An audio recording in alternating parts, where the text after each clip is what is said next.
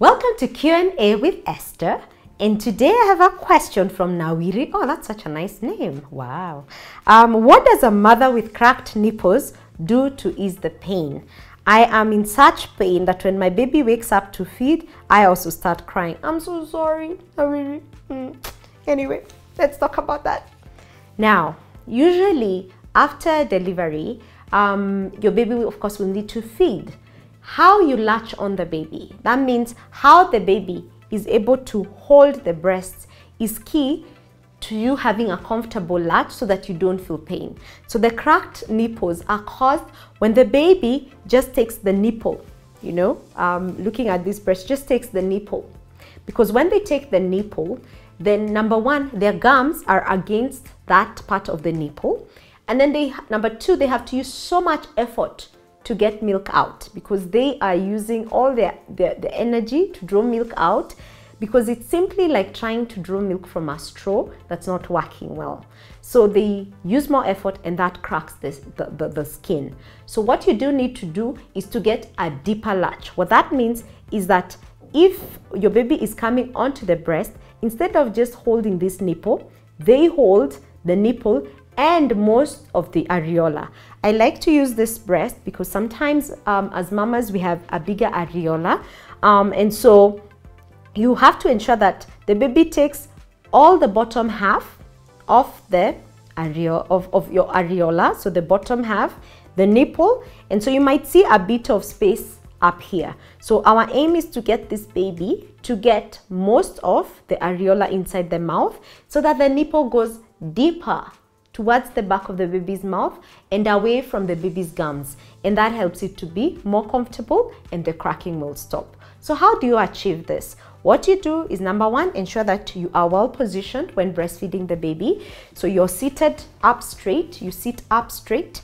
Ensure that your baby is also well positioned. What that means is that your baby has to be as close as possible to your breast. If you can use a pillow, you can use a breastfeeding pillow or whichever pillow you're using, ensuring that the baby is at the same level as your breast.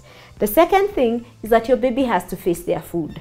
So your baby should not be like that, where the body is facing up and the head is turned to the side. That's very uncomfortable and it will limit their reach to the areola. So what you do is you ensure the baby completely turns. The body, the head, the shoulders, and the bum are all aligned. So your baby is well aligned. Now, once your baby is well aligned, you're good, you're comfortable, you can put pillows to be comfortable, then now you will ensure that the baby is able to get as big of a deep latch as possible. I have found that sometimes using the attachment method, the traditional method, where you use your arm to bring the baby, sometimes as a new mom, you are not able to get a very good and deep latch. So one secret that I like to teach moms is interchange your hands so that you use the position called cross cradle. So what it means, you'll support your baby with your opposite hand, meaning I'm still aligning the baby, I'm supporting the baby's back, the baby's spine, like that.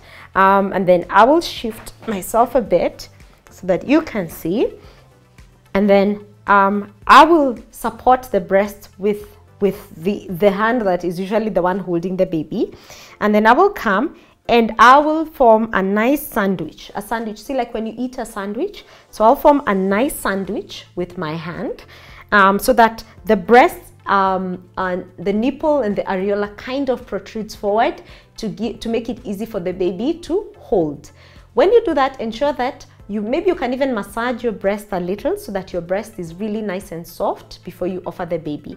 When the breast is very engorged, it might be a bit hard. Engorged means that it's full of milk, so it feels hard like a stone. So massage it first, maybe express a little of the milk out to soften the areola part so that it is going to be easy for you to sandwich it like that. So what happens when the baby comes close to the mouth, the baby's instinct is to open their mouth. So when they open their mouth, then you bring the baby to get on to latch on, to get onto the breast. So it's not you going to the baby, so you don't bend to go to the baby, it's the baby who comes to you. So you bring in the baby so that you ensure that they get the bottom half and most of the areola. So in that position, as in that position, you can wait a bit to feel if it feels comfortable. If it doesn't feel excruciating, it's not as painful. You're seeing that the baby is feeding properly, which means that you're seeing the cheeks puffing out like this. As they feed, they're not doing this. If they're doing that, and that's a shallow latch. We want them to have a lot of breast tissue in their mouth to make them balloon out as they feed. You might hear audible sounds of swallowing, and generally it will feel comfortable. It will not be as painful as when the baby has latched badly. Then once now you're like that, if you are comfortable, you can continue holding your breast, supporting your breast, or continuing to maintain that position. But if you like, you can now let go and now come and cradle the baby, and then you can come back this way and continue supporting the baby on this side. So that way the breastfeeding continues. So whichever way feels more comfortable to you, just ensuring that the baby gets a lot more of the breast in will ensure that you get a good latch. But most of the bottom half in, and then a good way to know, the baby's cheeks shall be as they feed. I hope you feel better soon, and congratulations. If you have any question for me, get in touch with us on this WhatsApp number and we'll create a video just for you.